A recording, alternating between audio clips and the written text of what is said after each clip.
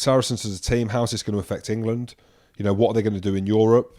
I don't know what's going to happen, but you could potentially see some of the England players saying, no, forget it. I'm going to stick with Saracens over the Six Nations. Not a hope in hell. All right, well, we'll see. Right, so here's so minus 22. So do you think Saracens will go down? But here's the point on that. So the players that are playing for England in that Saracens squad, they're on 25 grand a game.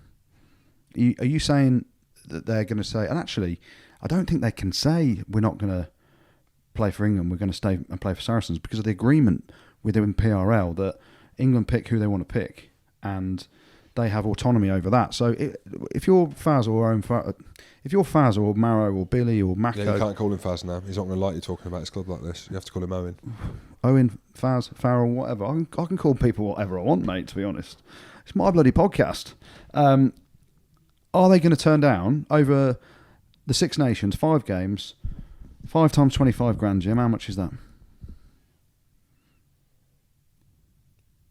125. There we go. Can we make sure we leave the pause in? So 120. So are you saying that some of those players will then think, actually, I'd rather stay at Saracens, not earn that 125 grand, not earn those 5 caps, not potentially get a Grand Slam, just to make sure Saracens are all right? When I actually don't think that, and again, we're just talking openly, I actually don't think within the agreement between Premier Rugby and England the RFU pay a lot of money to get release of these England players, that will happen. Because imagine the other 12 clubs in that Premiership group that see that happening and go, and Eddie Jones goes, I'm not going to pick Owen Farrell. He's not me this turn. Is he a Kiwi? Is he? Whatever he is.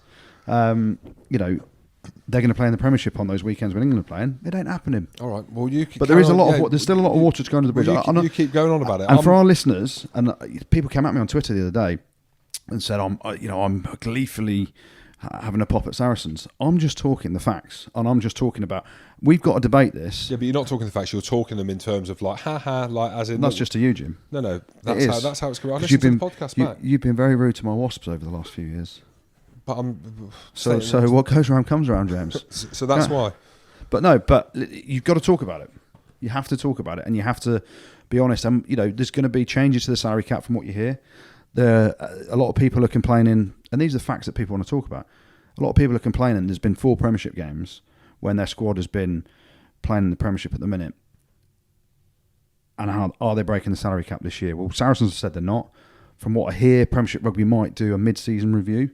And now Saracens are going to have to be so transparent with everything. I can't see, personally, and it's only my opinion, how they can be under the salary cap this coming year if every one of those players in that squad plays in the Premiership.